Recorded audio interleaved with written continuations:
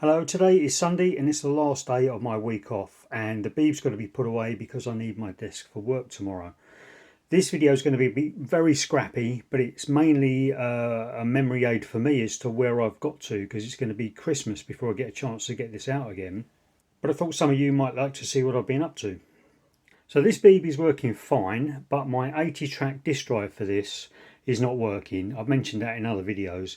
I will get around to trying to fix that because I've got loads of floppy disks which I want to go through and look at some of the code I used to write, some of the programs.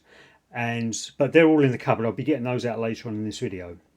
But this one does have the Turbo MMC, which is software on like solid state disk, which loads as if it's a disk drive. So I've been using that to play some of these games. So these games are on cassette, which I had before I had the floppy disk drives, and I haven't played any of these, but I've been through some of these and looked at played some of the best games on here using the Turbo MMC card. One of my ceiling lights has blown as well, so there's even less light on this video as usual. So the problem is with those with the Turbo MMC card, some software which I really like Elite and Defender, doesn't work when loaded from that Turbo MMC card, and it could be because I've got a 256k RAM expansion in the Beeb. So what I've done is I've gone online, found a repository of audio cassette software, and I've copied them from my PC onto Minidisc, and that works quite well. But it has meant that I've been using these cables, which I bought for a different purpose, and these are quite important because I've been using these hi-fis to recover some of the data from these cassettes. And some of the data on these cassettes are software that I wrote for the Beeb, and these cassettes are really poorly written, the recordings on them are quite bad condition. So what I've done is I've managed to use those hi-fis to and a shoebox cassette, which I'll show you in a minute, to finally make one last load from these cassettes, and then I've saved them onto a mini disc. So that's the mini disc for that one, and that's the mini disc for that one, and there is the second mini disc for side B of that one, because some of this is Elite game saves. So you could, if you had the cassette copy of Elite, you could save your game states, your game progress to cassette, and I've still got some of those, and I wouldn't mind going back and playing some of those, see how far I got. So the plan is to put the Beeb away in storage until Christmas, which is my next time off, and then get that out and play Elite again on using the cassette-based software and the cassette game saves, because it's going to be a long time before I get around to fixing my 80 track floppy disk drive, which has got my more recent game saves on it. And I found all my Elite paperwork, the instruction manual. I haven't found the sort of the inlay that goes under there for the game playing, but that might be in the box, which I'll get to in a minute. But I found this book based on the game of Elite, which I'll be having a little read through at bedtimes. So coming back to this is useful because the standard way of recording onto cassette is to use this cable here, which has got an earphone socket, a microphone socket and a remote socket, and the remote can stop and start an old school cassette. So you can plug those into there, and you can press play on your cassette and then type say, and the cassette will be paused automatically using the signal from this 2.5mm plug here. And then when you do save and your file name on the BBC and you press enter, it automatically starts that and starts saving it, starts the cassette and saves to cassette. And when it's finished saving the file, it stops the cassette again. And that works really well. But just a warning, there's going to be a high-pitched 3 kHz tone in a minute, which is quite annoying. But this has actually worked out quite well as the way to get some of that software off of those old cruddy tapes and onto the BBC. But have a listen to the sound on this. So turn your your player down now. Turn YouTube down now because this might be loud. So this is my 3 kHz test tape.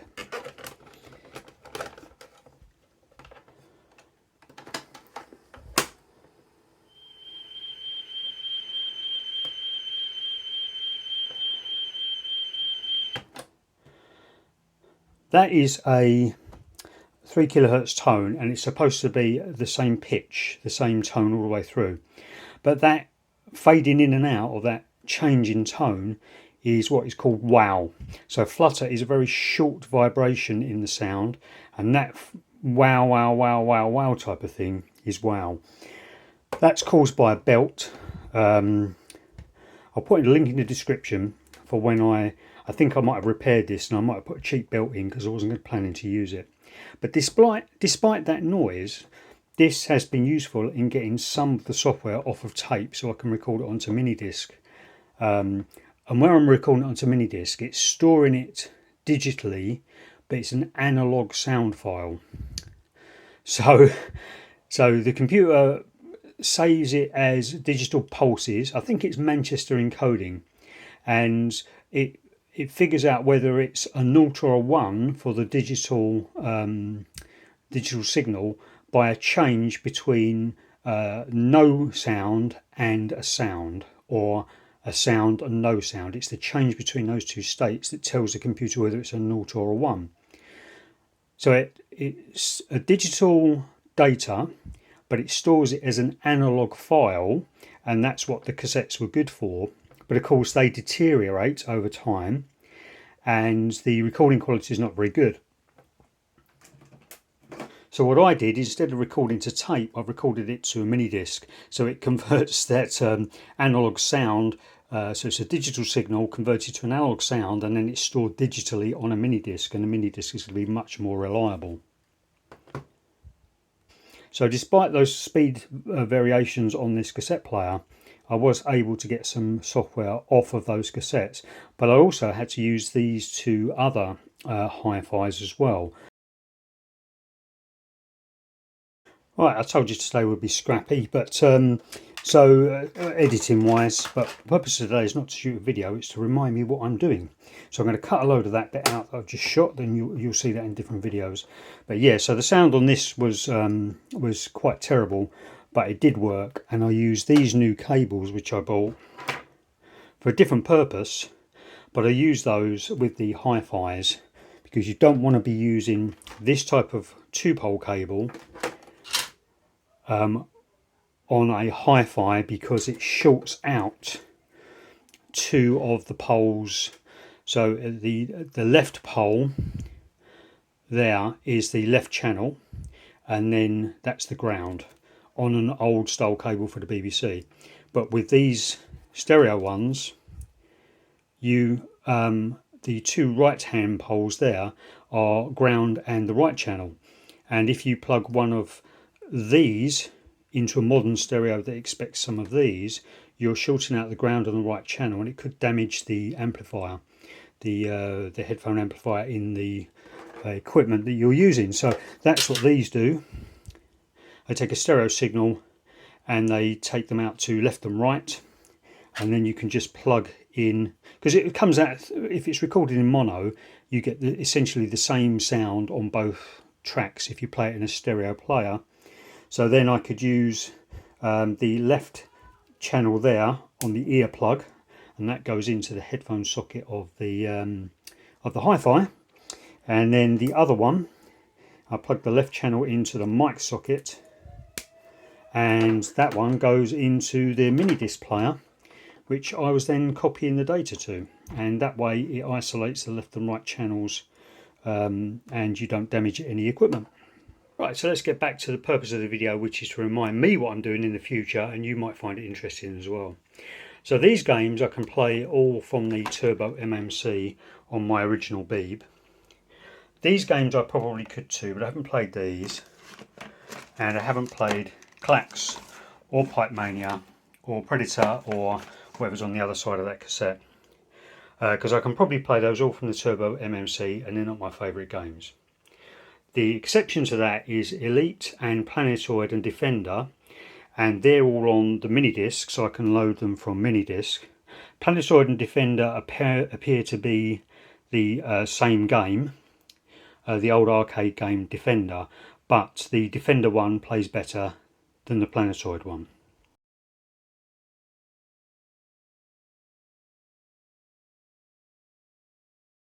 So there's some more cassettes which I haven't looked at, and I'm going to have a look at those. I forgot they were even in there, because they might be relevant when I want to use my Beeb again at Christmas, because I can only use cassettes. And then underneath that is all my disc storage. But I'm going to go through all of this, figure out all what it is, and leave notes in this video for myself, and hopefully you'll find it interesting too. Just bear in mind that this door on this cupboard isn't usually accessible when all the stuff's been put back in storage in my office. So that's why I need to do it now while I've still got a day off. Okay, I've left myself a post-it. I've gone through so many post-it notes this week. So this is a TDK D, and I confirmed that in 2020. So this was the last time I found this. Oh, so that's the date for that style of TDK, 1986. So that style of TDK D is 1986 one. And that's got a program called Speech, which was text-to-speech app, and a game called Aviator on it, which I'm not really that bothered about. And this one, there's mould on the tape. It's got Pac-Man, Daredevil Dennis, Roadrunner, Danger UXB and Snooker, so they're probably all on my MMC as well. What tape is this? Oh my god, look at the state of that. Swan Electronics. Now, I don't remember having this tape as a kid. Don't even think that's not even my handwriting. So I don't know where I got that from. Look at that. Jeez. K-tape. Never heard of it. Okay, let's move on. That's a box of bits from when I installed the Turbo MMC, I think. Probably. I might have some notes somewhere for that. And this is an empty 3M 5 1/4 inch floppy disk box. Oh, this is all a bit cassette comeback now, because I don't even have room on my desk to get a full screen, a full width shot in to have a look at these cassettes. So I'm doing it on a chair like Cassette Comeback did. So all these are going to be sideways, and there'll be some blanking out of screens if there's any personal or any names or any private information. I'll just black out the screen but keep the sound running. I just need to get this done and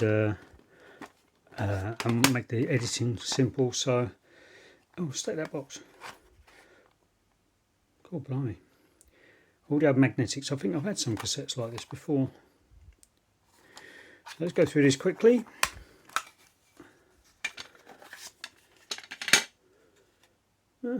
Let's state that the glue is coming off on that. Oh man, look at that. What? These are slidable right protect notches. So I wonder why there's one on that side. There's tape under that. Now I guess this all must be computer software on this one. So let's have a quick look. Screwed shells. Is it broken off?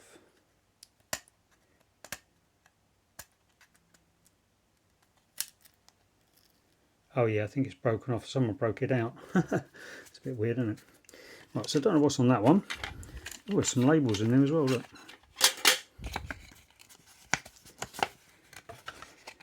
Oh, sorry about shaky camera, keep whacking it. Oh, so labels are attached to the J card.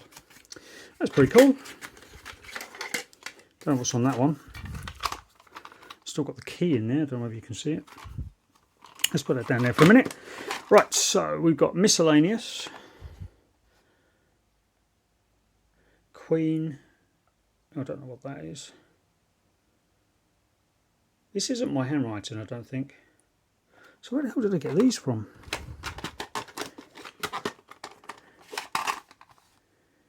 Another K-tape. What was that tape? That's a K-tape, but they're all the same. Good, I imagine these are real cheap market stall jobs. Another one there.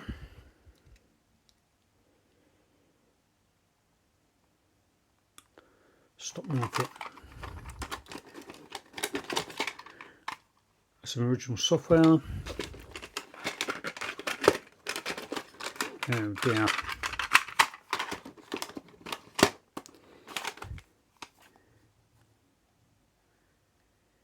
Oh, Escape Moonbirth Alpha. I think it was a really loud cassette.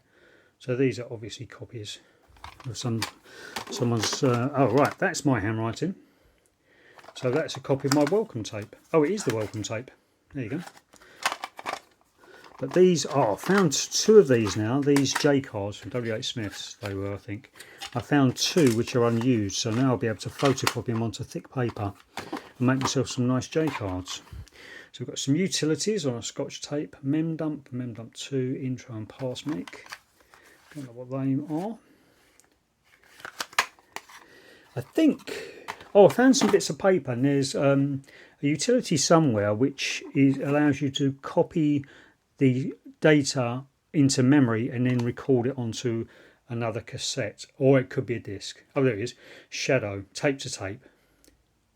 So running that software allows you to copy the data from one tape into the BBC and then record it back to another cassette on the BBC. That might be useful if I wanted to transfer these to Minidisc. I don't know what I'm going to do. These now over 40 years old, these tapes. Sears promo. So I used to work in Burton, which is part of the Sears group at the time. I used to love these cassettes, and I wonder if that's just part of that. I'm going to have a listen to that in a minute.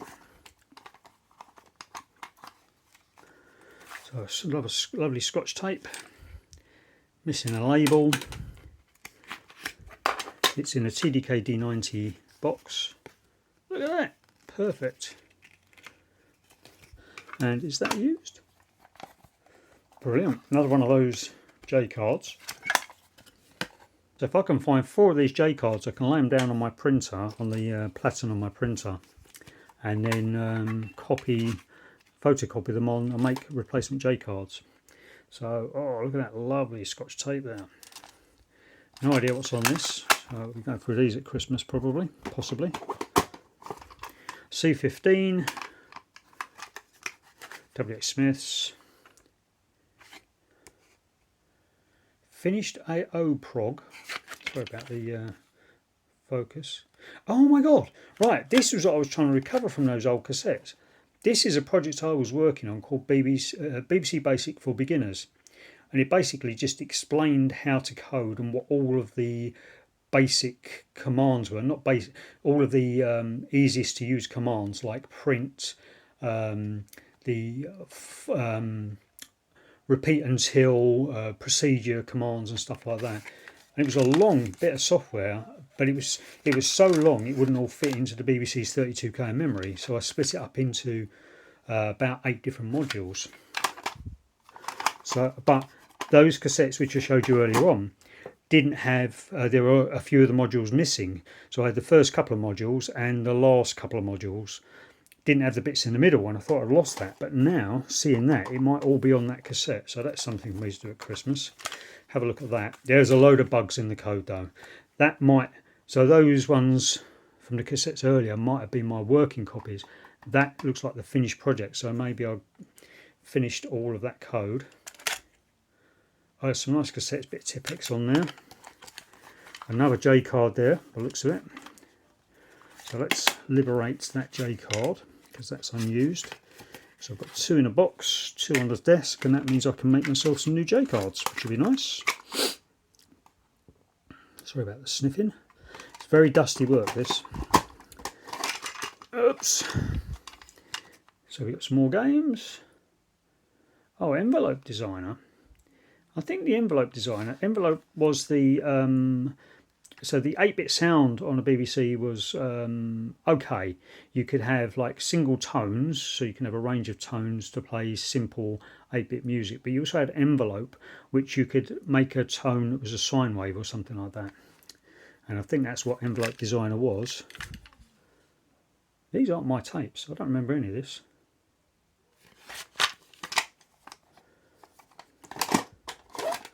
And some of these tapes might be, there's loads of these J cards here, which I really love. This is completely unlabelled, so I don't know what's on these. Another one. They might all be blank. Another Scotch. God, look at the state of those. They got used a lot, these tapes.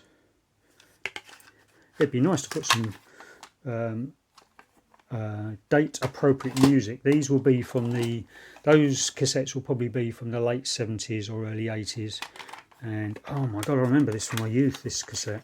And it'd be nice to put some era appropriate music on some of these cassettes. They might even have music on them. I think I might be playing some of those during the course of the day. It's going to make my heads on my cassette players quite bad, so I might leave those out and play those. Let's get the other box out. The point is though, they're in my in with the BBC, so I would imagine they're BBC. Oh, look what I just found. They're BBC software. Oh, look at that. So that's the last time I got all this lot out. 2017, it's 2024 now, 7 years ago. No wonder I can't remember it. But I've got one block of however many, so that's not off, that's of. So one block of data out of maybe 25 blocks wouldn't load on one side, and other blocks needed a retry on the other side. So I think what I did, I had the same software on both cassettes. Oh, it's actually the original. Look at that. Wow. I don't have the box for it. I don't think I have the box. I've got all the paperwork and booklets that came in it, but I don't have the box. So essentially this was the same bit of software on two sides of tape, and so it's the same program on both sides. But what happens is sometimes you can fail to read one of the blocks, almost like sectors on a disk of software, and what you could do is flip it over, because that sector would be in a different position on the other side of the tape. So you could flip it over and read that missing sector from the other side of the tape. And that's obviously what I've done. So maybe sector 4 wouldn't read from side A of the tape. So I've rewound it to the beginning of side B and read sector 4, 5, 6, 7 and 8 from side B. And then sector 9 wouldn't load, so I flip it back over and read sector 9 from the other side of the tape. That's obviously what I did, but since then I found a repository of cassette software, so it's proof that I've got the original. And then, but now you can just download it all for free. It's strictly speaking, it's piracy, but the software isn't available to buy new, and the companies that own the rights to it have probably gone bankrupt, and you wouldn't sell the rights on back in those days. Nowadays, if your company is folding, the liquidators will come in, they'll sell the intellectual property, and then it couldn't be used by anyone else, even if you couldn't get the software. But I know Elite, if you go to David Brabham's website, he's giving away copies of Elite on there as vintage computer 8-bit data files, and also the cassette repository I found, the cassette software repository I found, I think links to different sites. I'm not going to put the link in the description because it might be a copyright issue, and I don't want to get any hassles with YouTube. Oh look, it's more Elite data. So, oh my god, beautiful cassettes. Look at that. So I would have been buying 5 packs of cassettes back then to store this on. Is that J card unused? Yeah, I mean, the index. Oh, the index is still there. Look at that, unused. Oh, it has been used. Can't even read that. Oh, I had used that for music. 12-inch singles. So I recorded some of my 12-inch singles onto that, and then used it as a cassette tape, a data tape. I think, I don't really know. Yeah, so that's got Elite's game saves on that. Oh my god. So the game saves I've already recovered might not even be. Oh look, there's even more Elite files. So the game saves I recovered from those other cassettes might not even be the most recent one. Most recent ones. Hang on, this is music.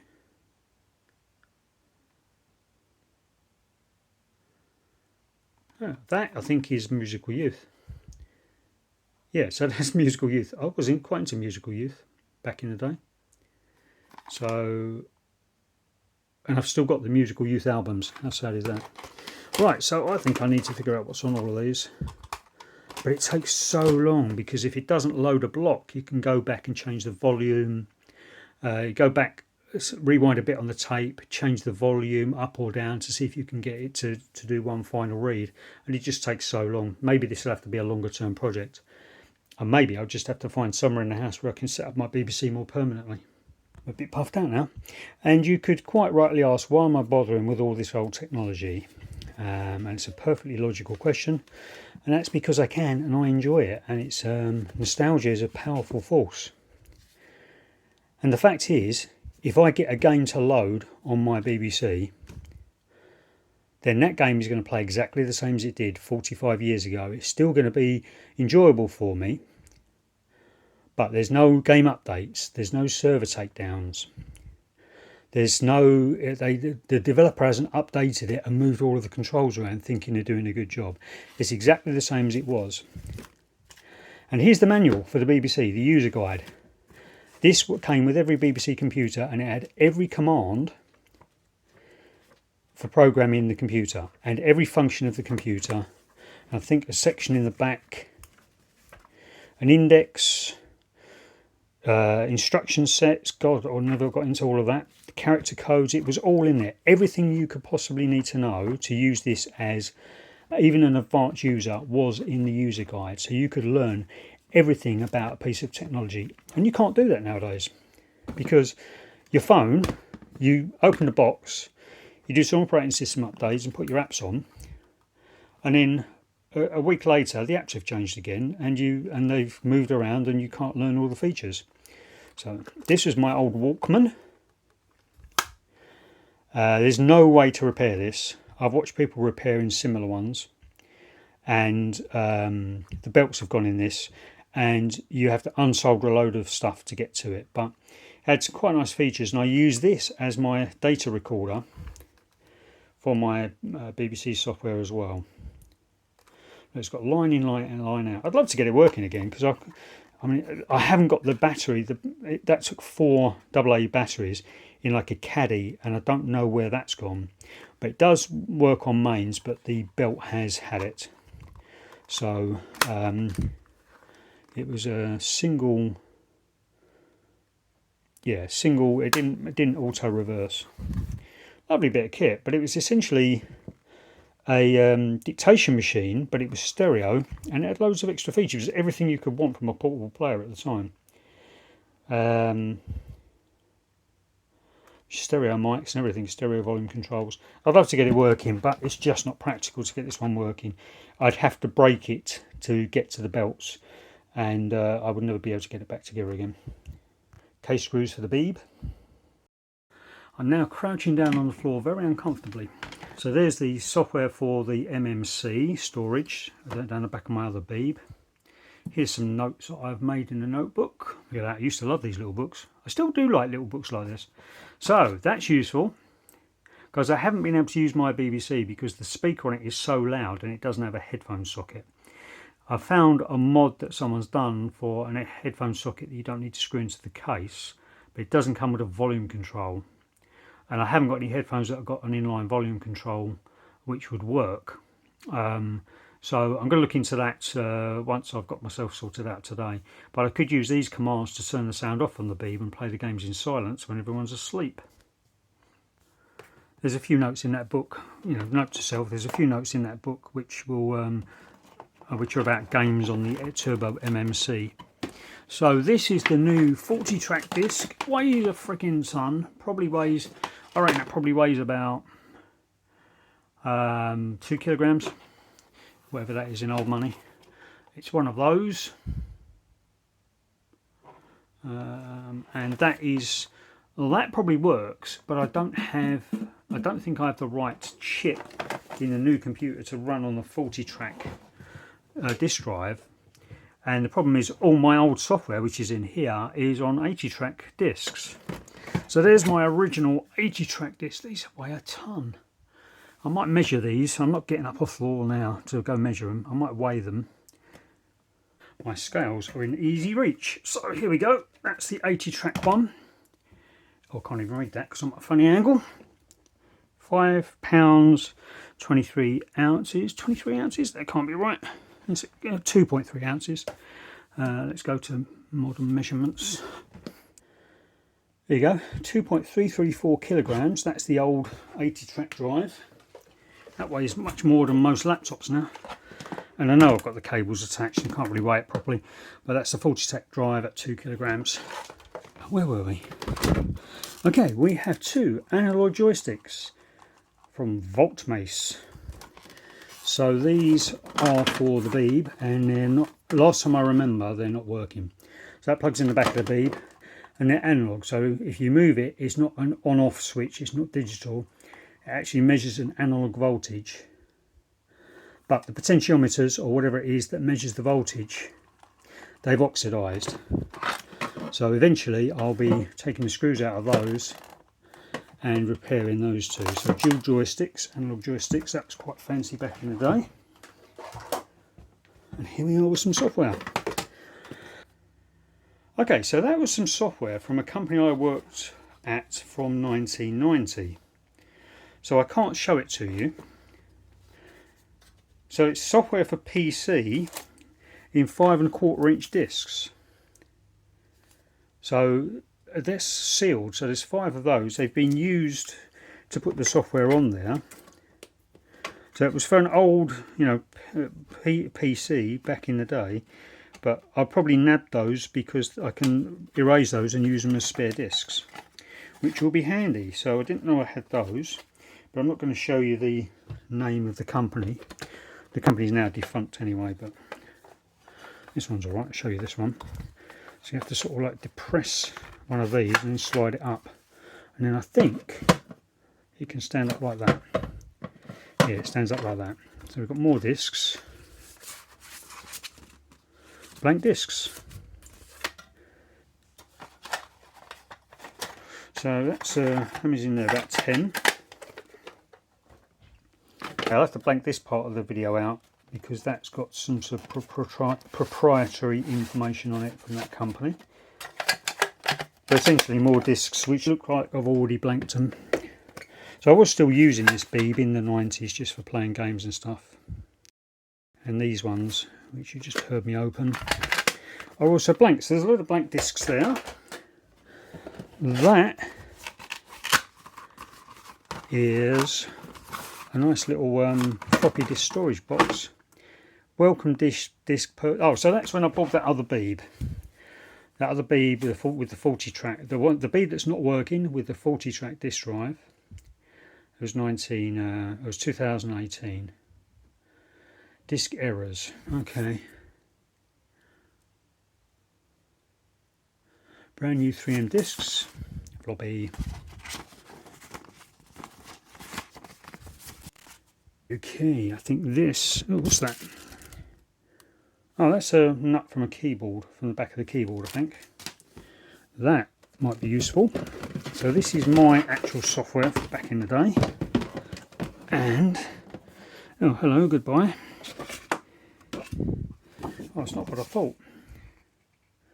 Oh, this is a cheat sheet. So what would happen, I'll show you right now. I literally cannot move around the office now. This is a volume control. You can simply move that across and let more noise out of the speaker. It's not very effective though. So this, you'd have your monitor on the back. Whoops. And this would sit there. And this, you can take this plastic strip off. It's a bit broken there. And then this goes over there, and it's got all the commands, or many of the commands that you could use. So this is an aid to programming. So you can think, oh, I need a command, but I can't remember what the command is. I need to find out what the text on the leftmost part of a long string is. And you go left, so let's look up left. It's something left. There it is. So left string bracket, and then your argument would go in there and close bracket. I didn't use this very much, to be honest. So we finally get to the software I've got on disk. And some of these might be backups. Let's call them backups. Oh, look, there's some disk labels there. So we have blockbusters, maybe a blank disc. Look at that, elite disc, 80 track. That's how we did it back in the day. So there's plenty of storage space on this disc. This is a double-sided disc. Plenty of storage space on this disc for elite and also the game saves. So this would be the latest game saves where I actually got onto the special missions. I think I got up to dangerous but never did get to elite. But I started doing the missions. But elite is a game that takes a long time to play. So we've got games, old basic games, unlabeled, disc 20, typing lesson, word perfect, Star Wars, Return of the Jedi. I'm going to have to blank this part out because of private information. There's another disc there with some typing practice on it. And then back to Trivial Pursuit, Paul 3D and Ninja. So my guess is those cassettes I've got that I showed you earlier on, I've copied those onto disk to make them quicker to load. Loading from disk was much faster. So so this is Game Compendium. Elite Imogen is a computer game that's quite good. Elite, obviously was spoken about before. Football Director and License to Thrill, yeah. So Football Director wasn't a football playing game, but you'd buy and sell players, and then you'd have a sort of like sped up version of the game that ran in the background and showed you what the scores were and who got injured and what have you. Stock. I think I was writing a game about the stock market, or it could be a stock market game. Not a penny more, not a penny less. Don't know what that is. To run quest, press escape and break. So that must be a game. Work disc and the menu for discs. I might put that at the front. Money manager. Okay.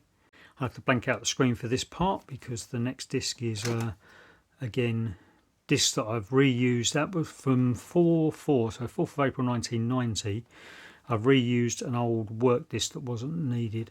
So by 1990 we had floppy disks on the computers at the business that I worked at. I was still self-employed, but I worked in an office with other people and they had shared computers there.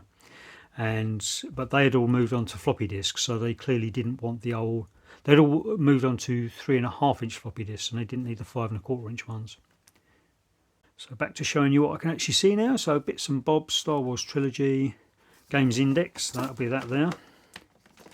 Blank disc, word disc, money manager. So utility disc and speech.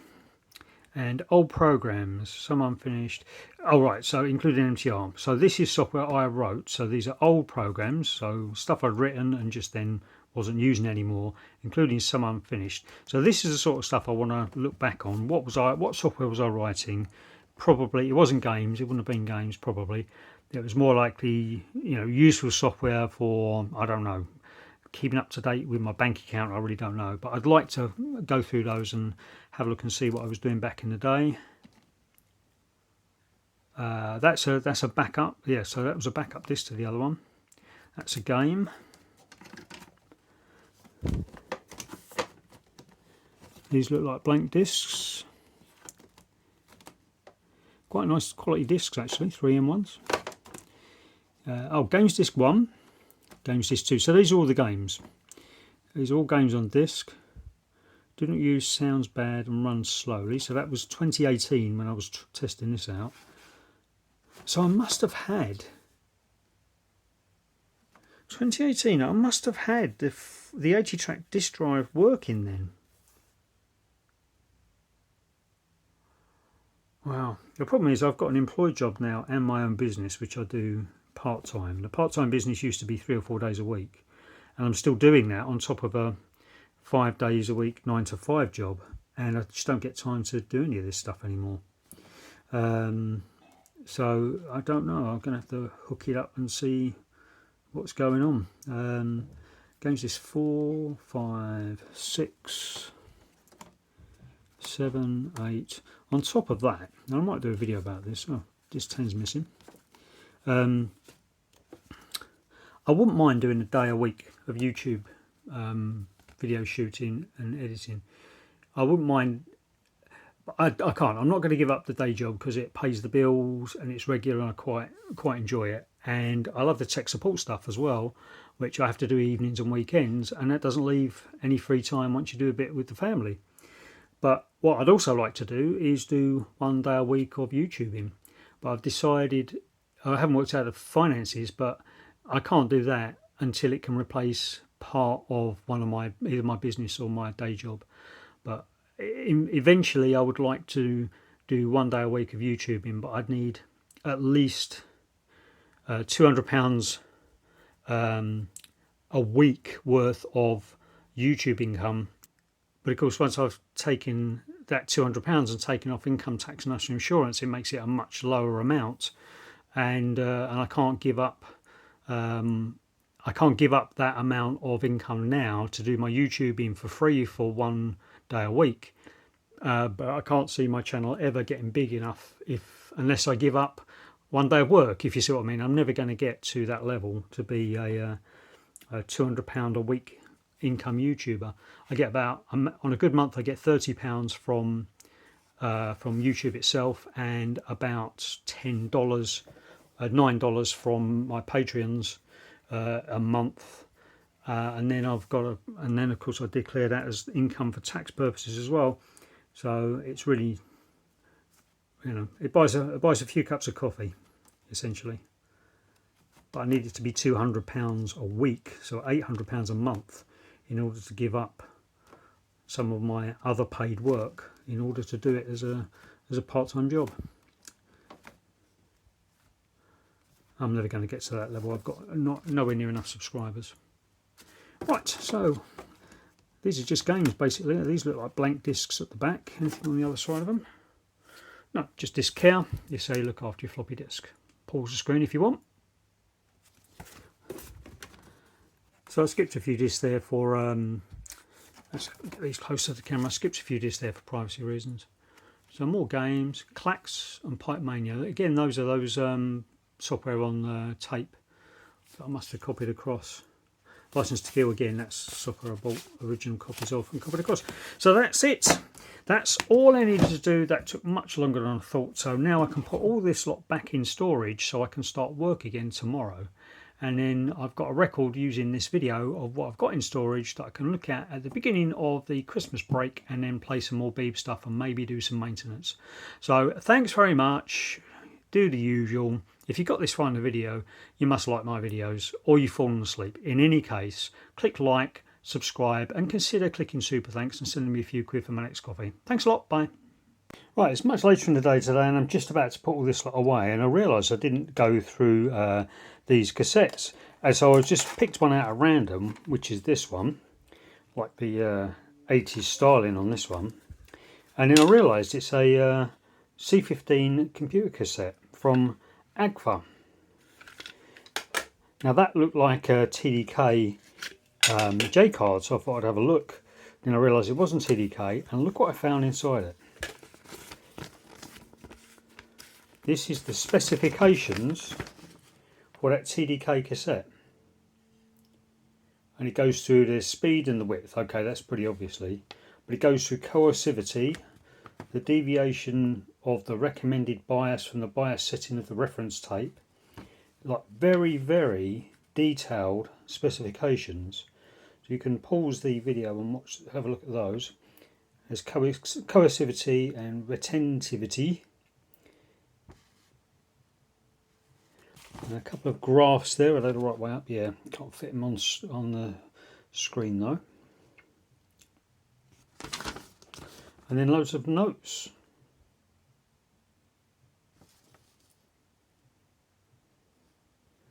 I've never seen anything quite so detailed as that came with a cassette.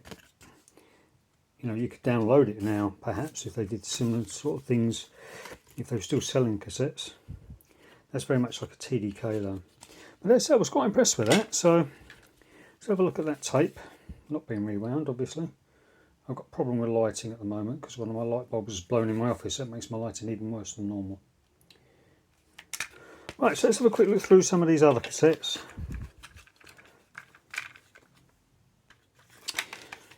Right, so let's put that one in there. this one. Chess and Chucky Egg. That's a data tape. Told me to turn down the music, it was a bit loud. Home computer tape. These aren't my tapes. I don't remember any of these tapes. So, I don't know whose that is. I think I must have bought them from someone or someone's given them to me. I don't really know. This one, right, so that's the original Citadel tape and that's the cassette box. Oh, so I've got two copies of Citadel. That's a bit weird.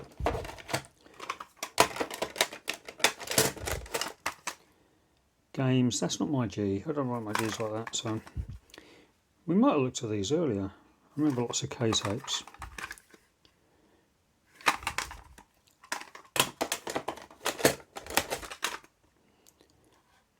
EMI tape, very few of those. So these are C15s. That one we've just seen. Clarentone.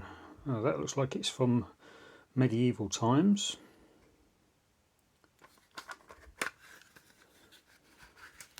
Oh, right, okay. So this has been reused. Is that 100? Oh, look at that. Not to be sold or reproduced. Wild Rock Promotions. No idea who this is. But I don't think it's the... that looks awful, doesn't it?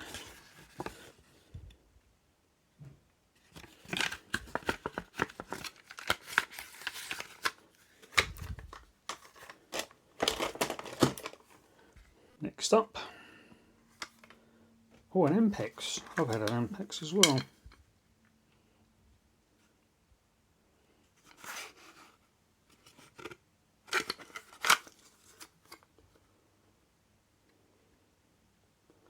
Well, I don't know what that is.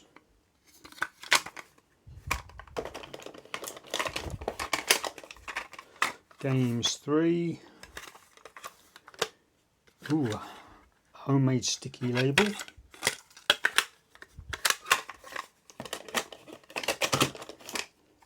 Games 2, it's an EMI tape, I can see that.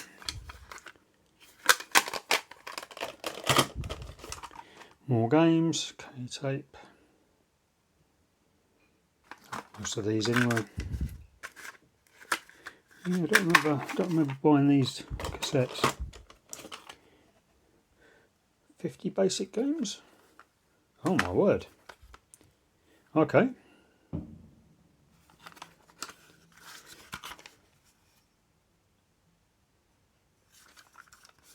Get a label on one side, that's a bit cheap, isn't it?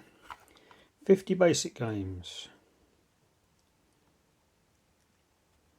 Wow. I bet they're rubbish.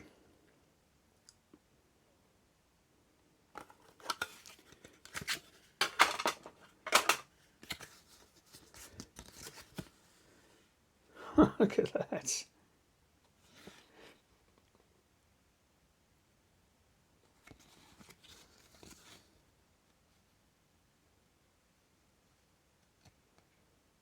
Oh my god. I think, oh, I don't know, I might play those ones one day. I can imagine though, if it takes 2 minutes to load each one, there's 50 of them and you've got to play them. I can't imagine that making a very good video for YouTube for a start. There we go. Micro Olympics. Excuse the fireworks going off. Elites, we already covered that one. Yeah, we did the other side. That is it. So beautiful, beautiful cassettes. Right, thanks a lot. See you in the next video.